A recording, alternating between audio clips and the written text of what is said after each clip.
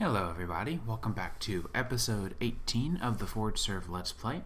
Today I want to get started by expanding our storage finally. So we built that nice big room for the archives on last episode. And so this episode I want to fill it with some of our storage and take our old storage room and kind of re-implement things a little bit differently. So right now I'm going to work on getting some more storage drawers to match the old ones we had. I like these frame drawers a lot, so you'll see me use them pretty much for the rest of ForgeServ. Probably, at least. That's my guess. So let's go ahead and grab our frame drawers and place them down. So I had a hard time deciding what kind of layout I wanted in this room because I didn't want it to feel too cramped. I also didn't want it to feel too spacious. So I had a hard time figuring out how many blocks on each side I wanted to have. I decided on 5 blocks wide, 4 blocks tall, 2 blocks deep, and leaves you 2 blocks around the edges for the most part. So I think that worked out pretty well. So here's the basic layout of the design. Of course, let me go ahead and get the rest of these drawers down and we'll cut back to once I've got the last few. So I didn't have enough to do the entire room, which I knew I wouldn't, but I also have a lot extra from the old room that will get moved over soon. So I'm not really worried about making any more. I'm probably going to stop it there, but I do want to request some more cables because I have a lot of crafters on request, as you can see. I want to fill up this room with more crafters as well, even though by now I've learned that that's not going to work out too well. I still thought it was going to be a really cool idea, and I stand by that. I think it would be really nice to be able to have a room full of crafters, but something about the network, it just didn't support that many crafters, and it wasn't because of enough, or because of not enough power. So I've gone ahead and moved all of the drawers into this room now. So the old room is empty now, and all of these drawers have been connected using all the proper trim. Got a few more crafters, so we'll go ahead and put them down just for giggles. Those aren't going to face the right way though. So all these crafters, I don't really know what I'm going to ever need so many recipes for, and in a recent update to refine storage I'm actually going to have to redo all of my crafting blueprints anyways, so I'm not really looking forward to that, and I'm glad that I didn't have all of these filled up. But let's take a quick sidetrack over to the end, because for most of the rest of the episode I want to work on getting some psionic upgrades. So I want to get the ebony psi metal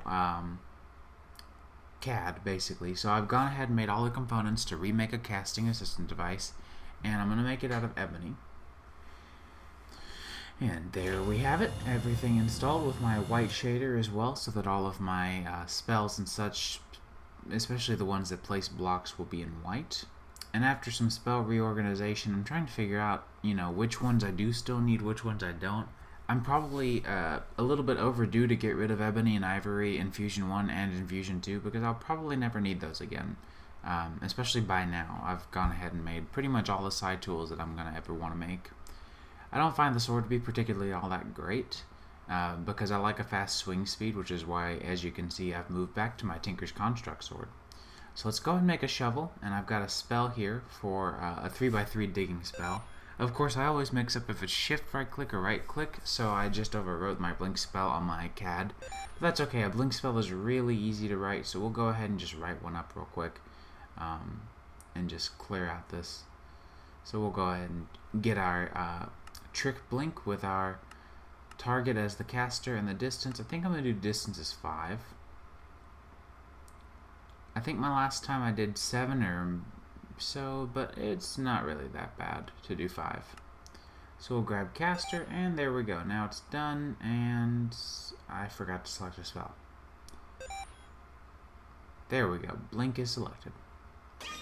So now my blink spell is back and up in action, and we have a spell for the shovel that does 3x3, just like my pickaxe does.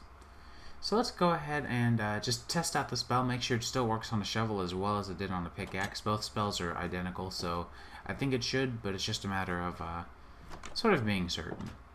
I'm going to run down to the mines because I don't really care what happens down there, and see if I can find some dirt. Okay, here we go.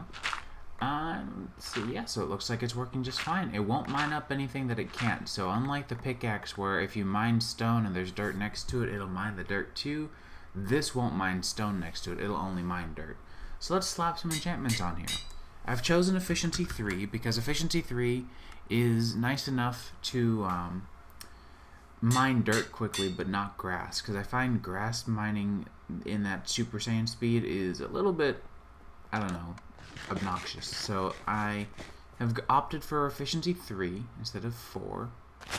I didn't do any unbreaking because it's something that I will seldom use. I just made the shovel for large terraforming projects for the most part, but everything looks to be working well. So last thing on the agenda is, and I do apologize for a short episode today, I've set up my ore auto processing system again.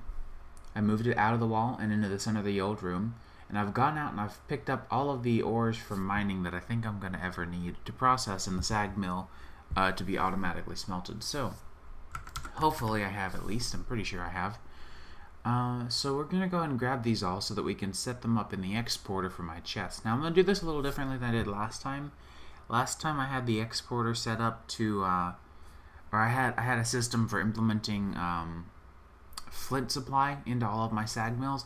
I'm not going to do that anymore. That was a little bit difficult to set up beforehand, and I've moved where my flint drawer lies, or where my flint drawer is located now, so it would probably be best to just forego flint. But I've used the same exact setup that I had before. I've just done all the wiring underneath. We've got speed and stack upgrades in here with my Applied Energistics 2 resource pack applied for